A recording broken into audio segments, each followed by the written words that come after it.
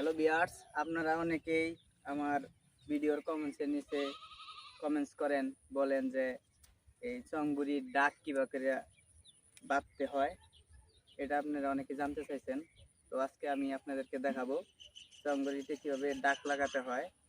আমাদের গ্রাম অঞ্চলে এটা বলে বেত লাগানো, অনেকখানে বলে ডাক লাগানো। তো আজকে আমি আপনাদেরকে দেখাবো।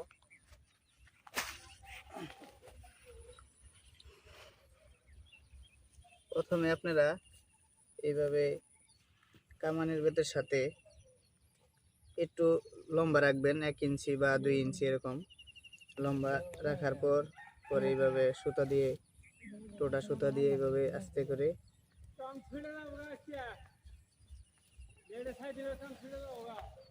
আস্তে করে আবার এই যে 1 ইঞ্চি বা 2 ইঞ্চি আপনারা বাড়তি রাখছিলেন, ওটা আবার এইভাবে বাস করে আবার উপর দিকে তুলে দিতে হবে। দেখেন, আবার এটা বাড়তিটা আবার একটু এদিকে করে দিবেন।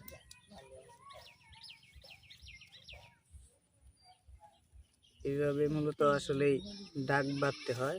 এইভাবে বাঁধলে বাতাস যত জোরে আসুক না কেন, আপনার ব্যাটটা এই কামানের বেত থেকে ছুটে আসবে না।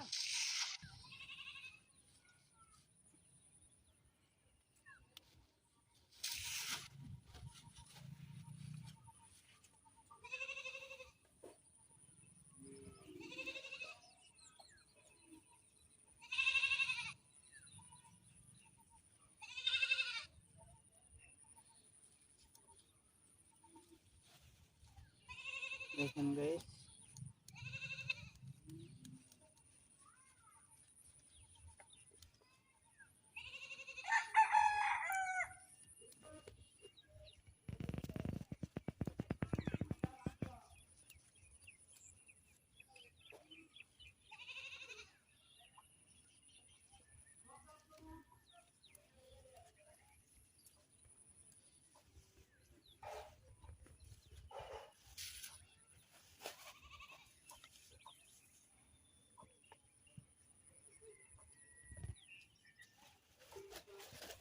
এইভাবে ডাকটা বাদাই করলে যত জোরে বাতাস আসুক না কেন কিছুই হবে না। এই দেখেন,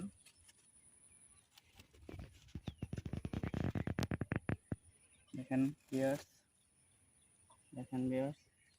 এইভাবে বাদাই করবেন, তাহলে কিছুই হবে না এবং অনেক জোরে ডাকবে। গাইস, আমাদের চংগুড়িতে ডাক বাদাই করা শেষ। তো আমরা এখন চংগুড়িটি উড়াইতে নিয়ে যাচ্ছি।